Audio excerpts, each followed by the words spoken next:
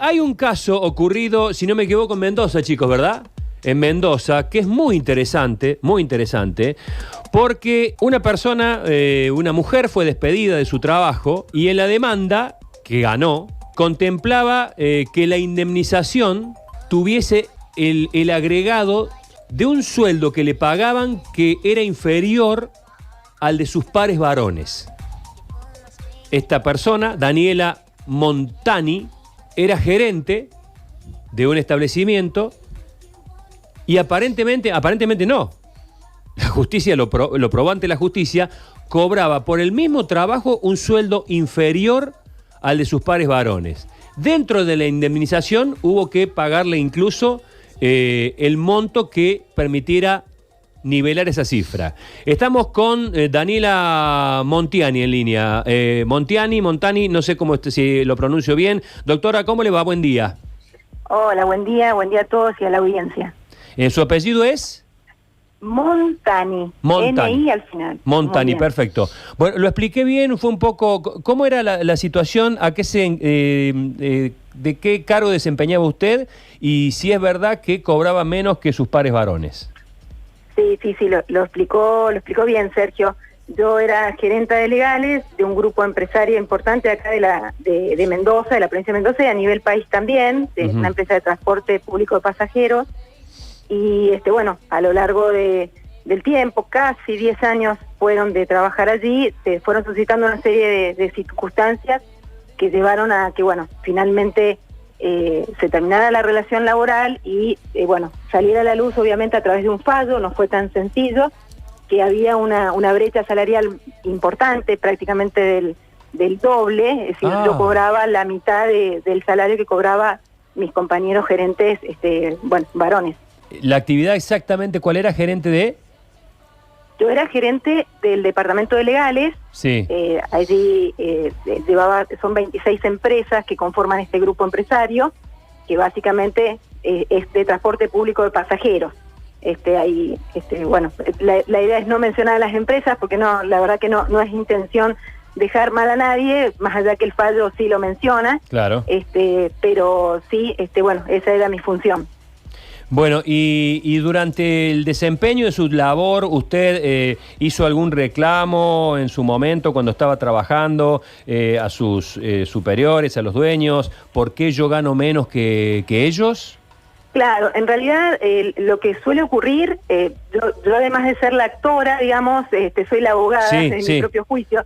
Entonces, lo que suele ocurrir en estas circunstancias es que uno no advierte las diferencias que hay a nivel de brechas salariales o las diferencias que hay que tienen que ver con el género.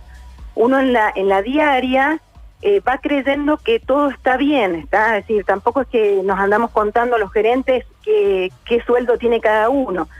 Pero lo que sí había ocurrido era que en mi bono de sueldo no figuraba que era gerente, figuraba una categoría inferior, obviamente para pagar menos, que figurara menos salario, que se pagaran menos cargas patronales. Entonces, cuando yo había pasado mucho tiempo, empecé a solicitar que por favor necesitaba que se reflejara la realidad de mi cargo en el bono de sueldo, y con ello significaba un montón de cosas. Por ejemplo, que también se me otorgara la obra social que se le daba a los gerentes y una serie de derechos, digamos, que generaba ese cargo.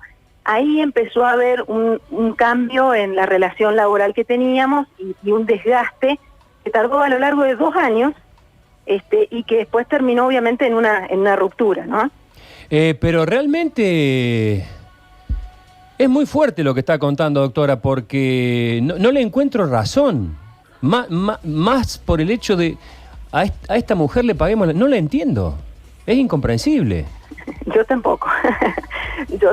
¿Qué fundamentos dieron o reconocieron y...?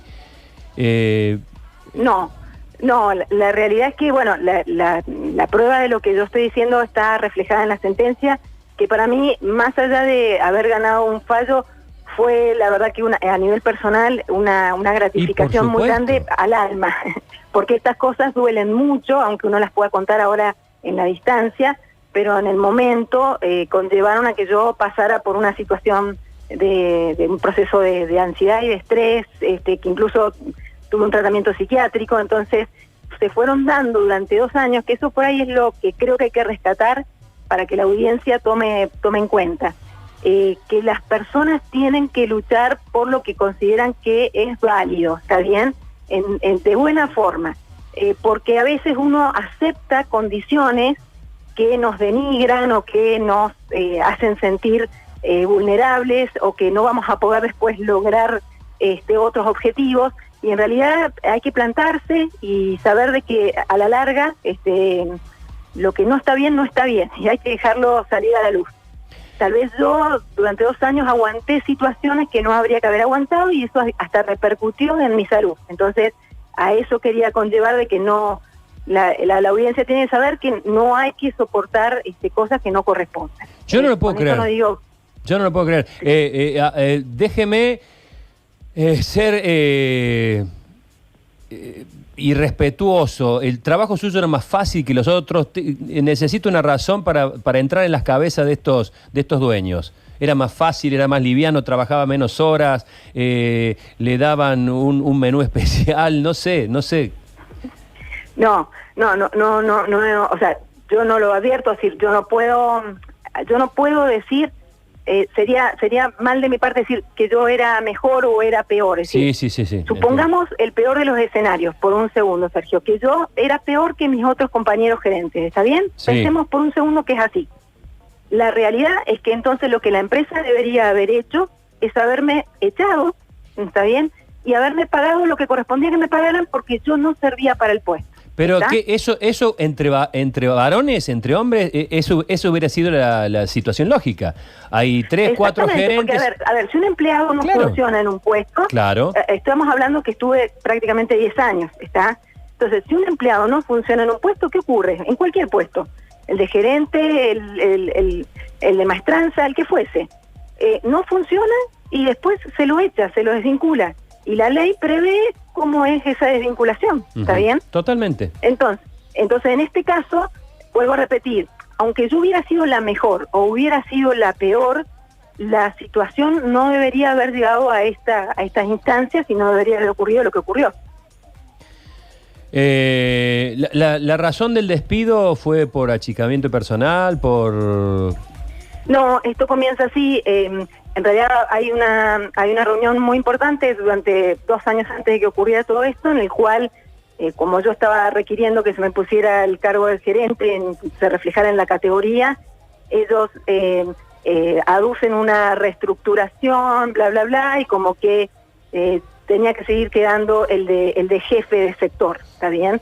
Más allá que, para que la audiencia lo entienda, yo era apoderada, en los poderes decía que era gerenta, firmaba como gerenta, viajaba a distintos países en representación de la empresa y era la gerenta de legales, o sea que solamente el bono sueldo era una cuestión técnica, ¿está bien?